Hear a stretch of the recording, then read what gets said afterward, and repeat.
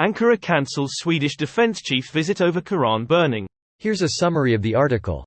Ankara cancels Swedish defense chief visit over Quran burning permission. Turkey's defense minister Hulusi Akar says it is unacceptable to remain silent over the incident, adding it is necessary to take action and take precautions. Ankara has cancelled Swedish Defence Minister Pål Jonson's upcoming visit to Turkey in response to Sweden's permission for a planned burning of the Quran, Islam's holy book, near the Turkish embassy in Stockholm. We regretfully witness that no measures were taken as a result of these vile and heinous acts against Turkey and our president. Therefore, at this point, the visit of Swedish Defence Minister Johnson to Turkey on January 27 has become meaningless. So we cancelled the visit, Turkish National Defence Minister Hulusi Akar told reporters on Friday after a NATO meeting at Ramstein airbase in Germany.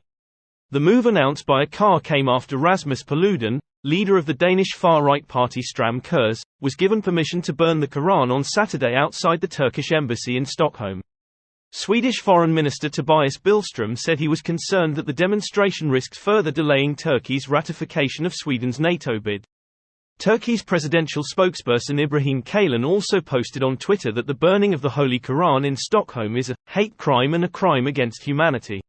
This post received a score of 8,300, with an upvote ratio of 94%. Here are the top comments in response to this article. Ankara Messi. Funnily enough, in Finnish, Ankara Messi would translate to harshly joining in. Ankara equals harsh, strict, severe, stern. Messi, ISS, slang word, equals joining in, I will join. Messy is also the word where army officers go and relax in. The mess hall. Yes, in Finnish it is messy. Feel for officer with the name Lionel. I thought Turkey was secular state?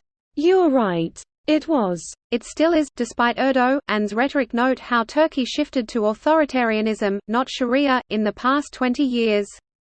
That doesn't mean burning a Quran in protest of Turkey is not a political act in of itself.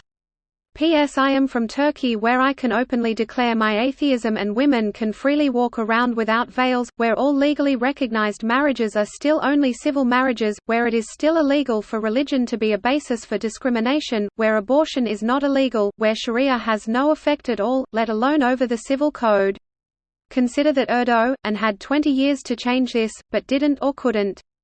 Am from Turkey, where I can openly declare my atheism and women can freely walk around without veils, where all legally recognized marriages are still only civil marriages, where it is still illegal for religion to be a basis for discrimination, where Sharia has no effect at all, let alone over the civil code. As far as I remember from about 10 years ago when I visited the country frequently, that is true for the west of the country where all the tourists go.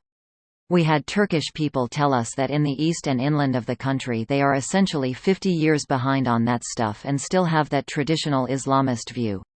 So IDK how much of that was true, but it's not hard to imagine that in such a large country there can be regional differences. He himself is openly atheist and has been for a long time.